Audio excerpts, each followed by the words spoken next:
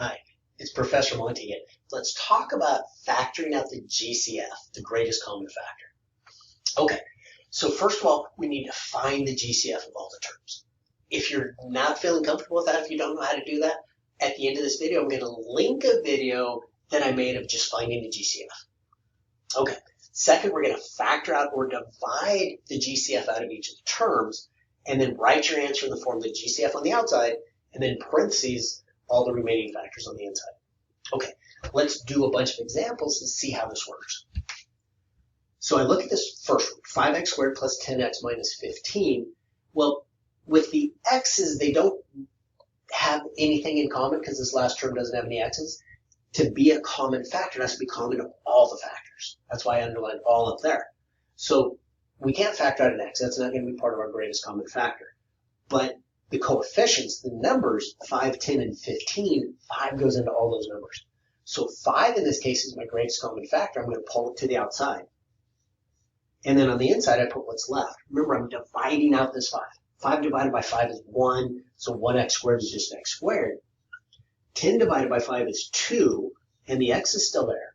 And then 15 divided by 5 is 3. That's my answer. Two things you want to check to make sure it's the correct fully factored answer.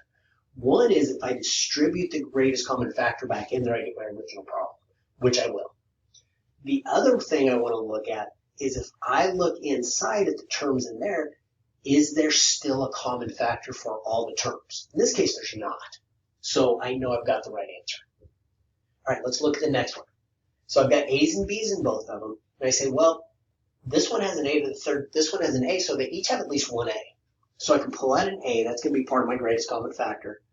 And they each have at least two B's, B squared. So I'm going to factor that out as well. And what that's going to leave me, I took one of the A's out. There's still two of them in there, so I still have an A squared. I took both of the B's, B squared out, so that's gone from this term. So now I go to the next term, minus, keep whatever the sign is, plus or minus. I already factored the A out, so there's no A to put in there.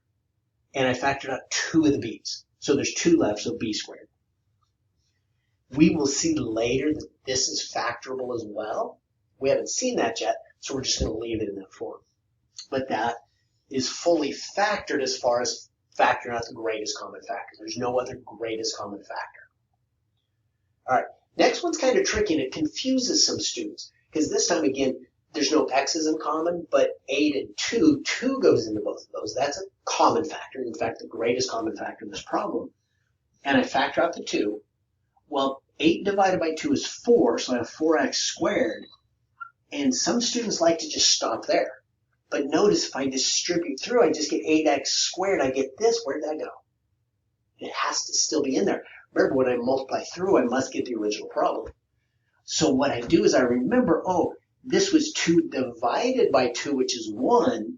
If I put a plus 1 here, now when I distribute through, 2 times 4x squared is the 8x squared, and 2 times 1 is the 2. That's the correct factorization.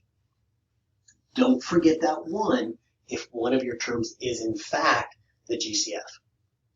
All right, and then this last one, again, there's no x's in this last term, so I can't factor out an x. The numbers 3 and 6, well, 3 goes into both of those, but it doesn't go into 7. In fact, there's no greatest common factor. Sometimes teachers will say, well, you can put a 1 on the outside, but since it doesn't change this, most of the time they won't. So this one of two things, either we say it's no GCF, again, other than 1, depending on how picky and mathematical you want to be. Mathematical is not a word. But there's no GCF.